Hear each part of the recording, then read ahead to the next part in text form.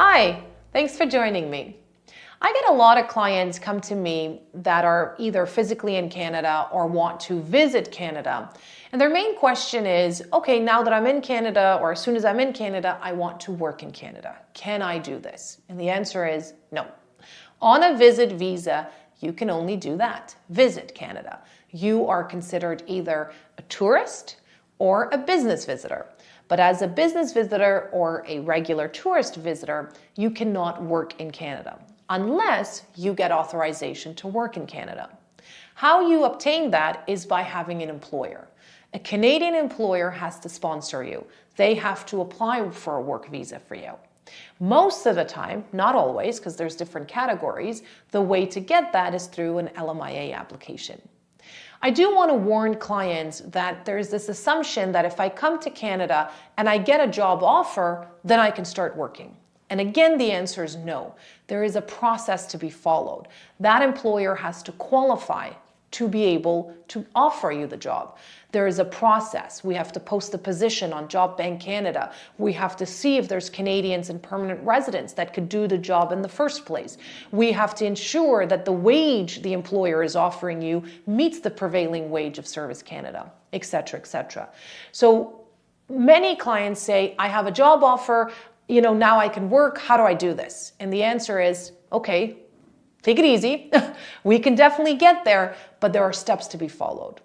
The last thing I'm going to say is there's this assumption that if I pay an employer X amount of dollars, then they can get my work visa through.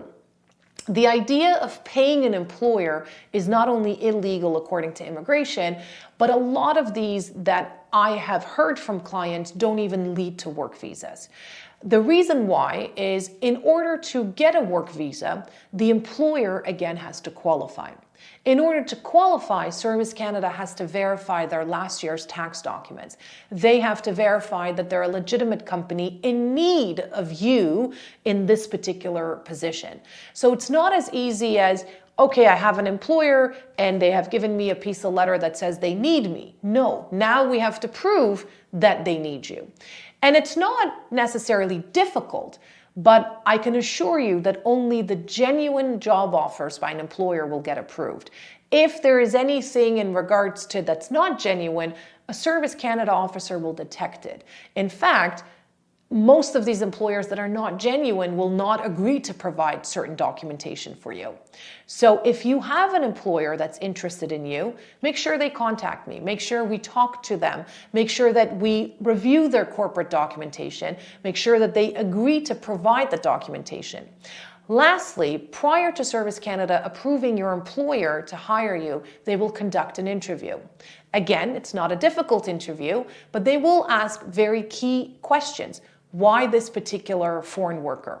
What type of skill set did this person have that the Canadians and the permanent residents that applied didn't have? Why do you need this individual and not this person that applied, etc.? Again, if it's a genuine offer, it could easily be proven. But if it's not, that particular lie or misrepresentation is going to be caught by the Service Canada officer. What will happen to the employer if Service Canada officer detects that this is not a legitimate job offer, they will be blacklisted, meaning they can no longer hire another foreign worker. That could be obviously a negative thing, but it's not as bad as for the applicant. For the applicant, you'll be charged with misrepresentation, banned from Canada, and then deported. And that will be shown in any future applications, whether you submit it to Canada or any other country. So be very, very, very careful when you submit an application to Service Canada with regards to a non-legitimate job offer. If you want me to verify if this job offer is legitimate or not, please give me a call. We're here to help. Thank you, and until next time.